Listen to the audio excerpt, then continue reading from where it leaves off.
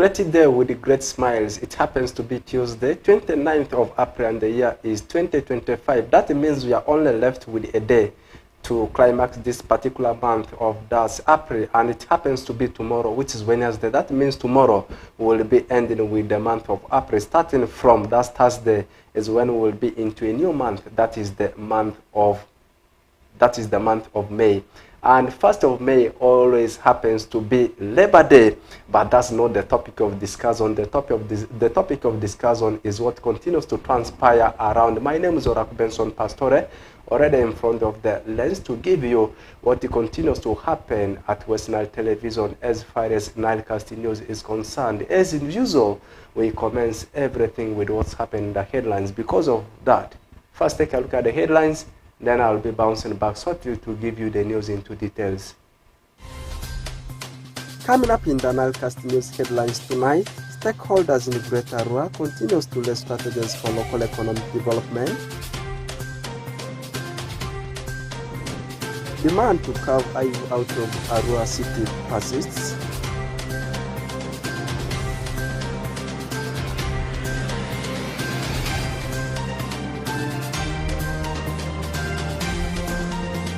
Last in the Juman district, completes administered malaria vaccine. Details about this in NILECAST news.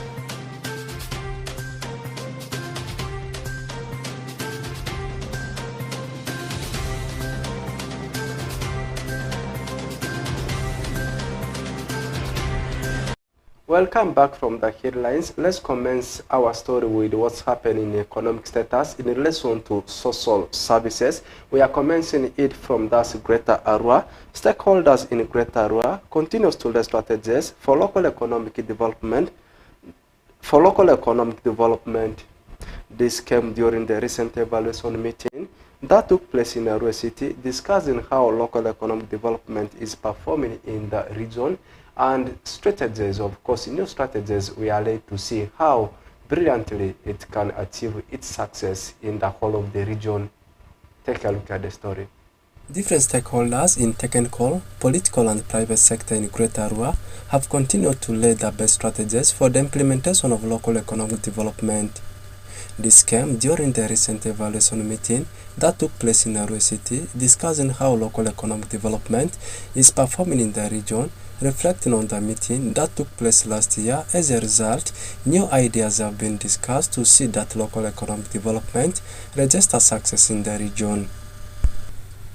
Anguzu Silas, interim chairman for Uganda National Chamber of Commerce and Industry, encourages the stakeholders to improve on their infrastructures to attract investors. We have a strategy already. We are working as Chamber of Commerce. We have been working with Uganda Manufacturers Association, with the World Bank. We are saying, can we bring over 300 industrialists here to Arua? We have 2,000 acres of land at Riki, not developed, no roads, no infrastructure. How can you now talk of industrialization when you have not opened up the roads? We have 80 megawatts of electricity, not utilized at all. In fact, right now they are building lines to take it to Congo. And we are here seated. So I would wish to the organizers, can we form a working group? Then we can begin to put our heads down on serious work. Meanwhile, Bada Fred, a representative of VNG International, laments by saying people don't treasure natural tourist sites in the region, therefore encourages the different stakeholders to impress the local sites to generate revenue. To what extent have we popularized the tourism sites here? To what extent? I get shocked when schools are taking children from here to Bar, nursery kids. Can't they take them to Ulukoya? Can't they take them to Marachaya? Don't you have waterfalls here? We have not popularized these places, so people think it is on the Bar. And parents are paying exorbitantly. And children there. Can't we have small picnic sites around? I'm happy. Now locally people are going to Mountain What? But how many people know about this exhibition, these episodes? Can it be can it be popularized? Can we have trade shows that are intended to showcase our local initiatives? Instead of promoting local initiatives, we are bringing people from Kampala to come and display what they have. And they pick our money and go with it. Detsabosande Caesar, one of the members in the lead committee, encourages the different stakeholders to impress data backup. I think our discussions on our potentials should go more than this talk of we have this, we have this. Where is the backup data? That specifically speaks for itself. They say figures don't lie. If we say we have this number of people who are consuming a particular product, okay, how much of this is able to translate to the locals and what? Data is very, very important. Orengi Moses, program manager to SSNS, says implementing LED policies is every stakeholder's responsibility, and people appreciating their move shows that it's generating a positive move. People are beginning to appreciate that LED is not anyone's business, but it is our business. When LED fails, all of us have failed. When LED succeeds, we can attribute the success to all of us. It is not all about, it's not a one-man show. So in so doing, it means West Nilers are beginning to appreciate the importance of LED, first of all. LED, which has been brought in place to as a decentralization, one of the decentralization policy, to see to it that issues around the local revenue are improved, issues of employment are improved. We are already seeing people getting employed. We are seeing partnership from different stakeholders, the local government engaging with the private sector, with the CSO. We are hearing of success stories, good practices that are already happening. That means people are appreciating and they are knowing exactly what LED is. Local economic development is a strategy where local governments, private sectors, and communities collaborate to improve economic conditions and qualities of life for residents within a specific area. Orak Penson Pastore, compiling the story for Western Television NILECAST. Away from that, still keeping the pace within Arua City, the demand for Aivu district by a section of Aivu locals has resurfaced amidst the plans for the creation of more administrative units. According to the movers of the agenda, the granting city status to Arua has negatively impacted on the Aivu people on a number of areas. Farisi Majid compiles the story. Members from Aivu division in Arua City are continuing with their demand of the division carved out of the city to form a district, citing the huge size of the city, which according to them has negatively impacted on service delivery to the locals. To air out their grievances, the angry members demonstrated through the Onparaka streets, carrying placards containing messages on why Aivu must be granted a district status, and also measures they will use to achieve this. Orijabo Dante, who represents the youth to the Save Aivu initiative, raised concern of insecurity because of the huge size of the division, which according to him can't be managed well under the city. The painful matter on our side as youths is the security. We, the youths of Aivu, the entire Aivu, we are not secure at all.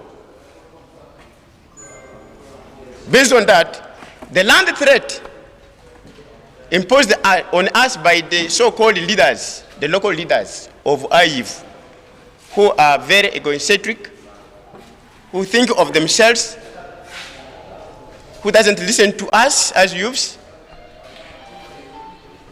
This matter, I beg the government of Uganda and the NRM to look into it. We are to suffer in Aivu as if we were refugees. Very, very unfortunate. Very, very unfortunate for the government. The land usage, ownership in the city determined by the statutes.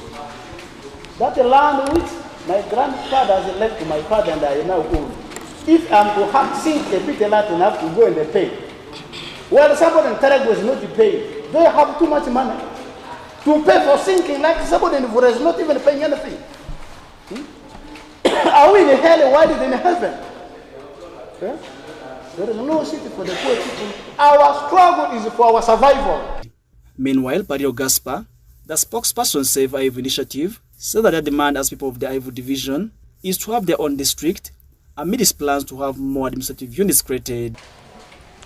For us, as the people of Aivu represented here, we want Aivu County to be accorded a district status. Yeah.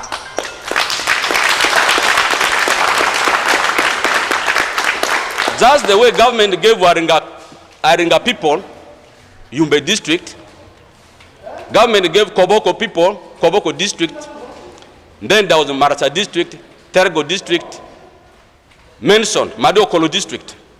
As the people of Aivu, we also need a district of our own.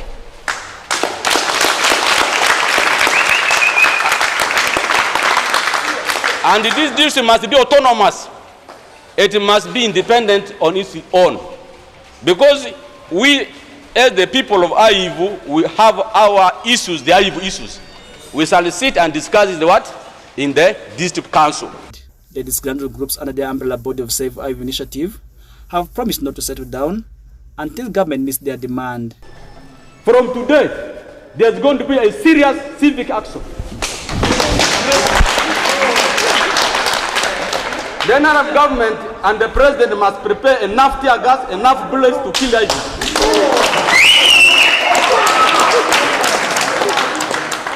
This is starting immediately. As we concluded in these elections, from LC1 to president, no vote if you don't give us a district. The residents have also promised to challenge the politicians and government ahead of the 2026 general. No vote if you don't give us a district. The residents have also promised to challenge the politicians and government ahead of the 2026 general elections. Farish Majid, Oraku Benson Pastore, West Nile TV, NILECAST. Away from that story, jetting to the other side, that's across the Nile, particularly in Ajuman district. Ajuman district completes administering of malaria vaccine to the children below 2 years in the district. This program was launched in many districts by the government of Uganda in order to fight and reduce malaria cases in the country. Onzima Alan gives us the story together with that's Fancy. Ajumani Hospital has successfully completed administering the first batch of malaria vaccine to children. The R2 Matrix M malaria vaccine is administered in 4 doses to children between 6, 7, 8, and 18 months below the age of 2. Lulua Mary Awira, the in charge of Young Child Clinic at Ajumani Hospital, revealed that 450 doses of the malaria vaccine were administered in the hospital since the exercise began on the 2nd of April 2025. When you immunize the one for 5 years, definitely it will not finish the dose. Because this child is to finish her dose at the age of 1 year and 6 months. For those who begin exactly at 6 months. But the others, since it was brought late, the others will begin at 9 months, 7 months, 8 months, and up to 1 year. So 2 years we can also give. But for us here, we never vaccinated 5 years. Because honestly, when you immunize the 5 years, definitely we will not finish. She also explained that no resistance from the community against the vaccine was registered during the exercise, despite several rumors and misconceptions about the drugs reported in some parts of the region. Since we started with the malaria vaccine program, since we started the 2nd of April, it was okay. There was no resistance we got from here. We were given 450 doses of malaria vaccine, which was to be used. And since then, we started using it for children from 6 months up to 2 years. They are getting their first dose from this month. And since April is a Child Health Day, and even outreaches have been conducted whereby the vaccine, we have been using it also outside, but we never got any resistance from the community. They were appreciating, they come willingly. They were so good to have the malaria vaccine existence. The medical superintendent of Adjumani Hospital, Ambaku Michael, urged the community to embrace the vaccine in order to curb down malaria cases among children. In the country, malaria is the leading cause of disease burden and also one of the leading cause of death, mostly among children, due to the various complications it brings. And the commonest ones is anemia-related and many others. So the country, the Ministry of Health, started wise to introduce the vaccine against malaria, mostly targeting children. This vaccine were already used in other countries before Uganda could adapt. And it was launched early last month. But the main target is mainly children, starting at 6 months, then 7 months, 8 months, 9 months, and then 18 months. So its uptake, the experiment of last month was just to introduce the public that we have a new vaccine which has been introduced. Mitirikwe Lydia, a mother who had visited the facility, encouraged fellow mothers to also have their children vaccinated to ensure they grow healthy and safe from malaria. The reason why I got my child for vaccination or this service is I need a healthy child. Because when your child is healthy, you also feel good as a mother. So I feel by bringing this child here, my child will be a fruitful child for future. And the main reason for my coming here today is just to take the weight and more so the vaccine of malaria, because it's really affecting us so much. I always encourage my fellow women to always put vaccination as a priority, because when you vaccinate your child or you bring her for vaccination, it also gives you time to look for other things instead of every time coming for treatment or seeing your child being affected by what can be prevented.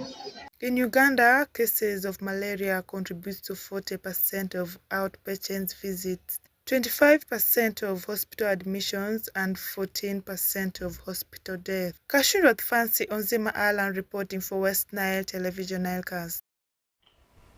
Away from that story, returning to Alu region, Otsego Chiefdom holds marathon to mark first anniversary as a popular way to promote unity, health, peace and sportsmanship among the locals in the chiefdom. Alfred Jawok again reports about that. Oshego Chiefdom has initiated a marathon to mark its first anniversary celebration of community spirit and development. The marathons have become a popular way to promote unity, health, and awareness, often coinciding with the significant events of the anniversary. During the marathon this morning, Robert Abak, RDC Navy, was the chief runner, said the marathon is to promote peace and sportsmanship, attracting participants from various backgrounds within Oshego Chiefdom. So let us show to our people that we love culture. We love culture, we love our people, because this government of NRM has given privilege to culture, to mobilize our people for development, for good health. That's why now we are going for this physical exercise. It's not just to show off, but there is a purpose. So, would you His Highness Ronald Binega, the chief of Oshego Chiefdom, said the marathon is one of the activities to promote health and unity among its subjects. Why I've decided to come up with this program, one, being a leader, I feel I should lead people who are healthy enough. By so doing marathon, it's a way of exercising which helps to boost the health of my people in the community. Meanwhile, Jacqueline Opar, LC3 3rd Division, narrated how important is the marathon in unifying people of Oshego Chiefdom. I am happy that today we are having our first anniversary as Ochego clan, it is an achievement, and the first exercise that we are beginning with is a marathon. The marathon is to show that even as chiefdom, we all need to exercise so that everyone can be healthy. Marathons inspire communities and individuals to push their limits, fostering a sense of achievement. The first anniversary of Ochego Chiefdom will be on the 3rd May 2025 at the 3rd Division of the municipality, as Honorable Fiona Nyamutoro, State Minister of Energy, will be the chief guest, among other dignitaries who will grace the event. Alfred Jawok, Camilla Stansha, West Nile TV, NILECAST. Away from that, let's now get to hear what's happening in the world of sports. Of course, it's going to be a crime if I don't give you the updates of what's happening in the world of sports, because tonight we're having a very big encounter in the semi-finals of the UEFA Champions League First League, as Arsenal, of course, will be maintaining Emirates as they welcome a team from France in the names of Paris Saint-Germain. And this game, of course, will be at 10 p.m. East African time. A very big encounter. Of course, it's going to be. Away from that, also a very big game also in Champions League. Remember, we are not only having Champions League in Europe, we are having Champions League in Africa called as CAF Champions League. We are having Champions League in Asia called Asian Champions League. And the one in Europe is called as UEFA Champions League. And then also in America, South America, we have in the Champions League, there is called the Copa Libertadores. Meanwhile, their Europa League is called Copa Sudamericana. And also in Asian Champions League, I can confirm to you, we have 3 teams that are going to battle it out in the semi-finals in the Asian Champions League. And these teams, they are coming from the Saudi Professional League as Saudi Pro League. And then we have one from the other country. And of course, everyone is waiting to see which team at the end will emerge as the champions. Matches, it has been dominated by the teams that are playing in Saudi Professional League. And in Asian Champions League coming tonight, Al-Hilal, of course, will be having a very big encounter with the team in the names of Al-Ahil. It's a derby between Al-Ahil up against Al-Hilal. And we are only 4 minutes away for the kickoff of the game. You can go to your start times and enjoy this game live, the game between Al-Ahil up against Al-Hilal. Meanwhile, tomorrow, games are also bouncing back with another final in European Champions League, as Barcelona will be staying at Camp Nou and they will be welcoming a team from Italy called Inter Milan. Also in Asian Champions League, we'll be having a very big encounter between the team of Cristiano Ronaldo, that's Al Nassr, up against Kawasaki. Kawasaki is a team that is from, I think, Japan. It will also be a very big encounter. What about in CAF Champions League? I want to confirm to you, CAF Champions League, of course, has already reached to the finals. This time, it will not be Al-Ahil of Egypt as it used to be. This time, we are expecting new faces in the finals. It will be a game between Mamelodi Sundowns of South Africa up against Pyramids of Egypt. Pyramids, of course, did knock out a team in the names of Orlando Pirates. Meanwhile, on the other side, Al-Ahil, we are knocked out by a team in the names of Mamelodi Sundowns. A team from Egypt knocking a team from South Africa on the other side. A team from South Africa knocking out a team from Egypt. That means it was a 50-50 scenario in the semi-finals. Interestingly, the finals we have in CAF Champions League from African soil, for it, it's played in a different format, home and away basis. That means it will either commence from Egypt, end in South Africa, or else it will commence from South Africa, then end in Egypt. So we are waiting to see, of course, how that particular encounter will end. With that, we have come to the end of today's edition of NILECAST News at large. It has been me, Oracle Benson Pastore, in front of the lens. What I want to say is, of course, have the best of your moments. But before I leave the camera, also in UEFA Europa League semi-finals on Thursday. By the way, Manchester United have been given an opponent from Spain in the names of Athletic Bilbao. That's in the semi-finals of UEFA Europa League. Meanwhile, for Spurs, they'll be battling it out with Bodo Glimt from that's Norway. And then for Chelsea in the Europa Conference, Brentford, of course, will be having a game, not Brentford, rather, in Europa Conference, Zagaden will be having a game with Chelsea. For Fiorentina, they have been drawn against that's Real Betis. And also a very big encounter in English Premier League on Thursday, as Nottingham Forest will be welcoming that's Brentford. And also a very big story here, but it's not sports. It's all about information of what continues to transpire as far as the period of election nears, and it's all about the roadmap of how things are happening as far as the elections are concerned. And I want to confirm to you, the Electoral Commission 2025/2026 roadmap is already out. And here comes the first information. The first information is all about display of the General National Voters Register, which commenced on 25th April, and it will run up to that 15th of May this year. Then the second vital information, of course, I cannot leave out, is the display of the register. Is the display of the registers for special interest group. And under the special interest groups, we have youths, persons with disabilities, and older persons.